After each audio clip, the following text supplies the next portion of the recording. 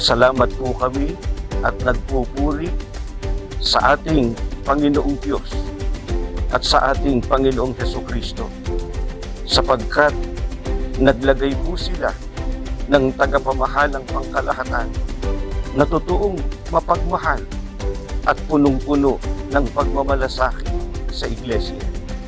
Kapatid na Eduardo B. Manalo, mula po sa distrito ng Bugo City, Cebu.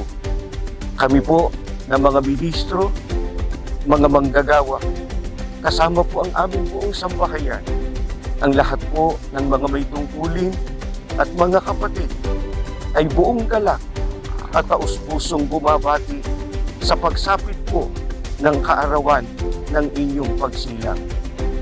Dalangin po namin sa Panginoong Diyos na sana'y patuloy po kayong gabayan at tulungan sa inyong pamamahala sa buong Iglesia. Sana'y ingatan po kayong lagi ng Ama sa lahat ng kapahamakan, maging sa mga taong tampalasan. Nawa ay patuloy na ipagkaloob sa inyo ng Panginoon Diyos ang karunungan at ang katalinuhan na inyo pong magagamit sa pangunguna sa buong Iglesia.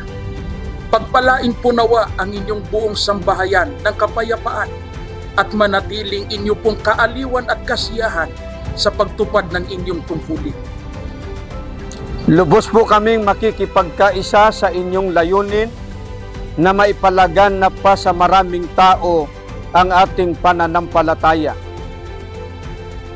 Pangako po namin sa ating Panginoong Diyos at sa ating Panginoong Hesukristo na patuloy po kaming makikipagkaisa at lubos na magpapasakop sa lahat ng mga aktibidad na inyong inilulusan sa Iglesia.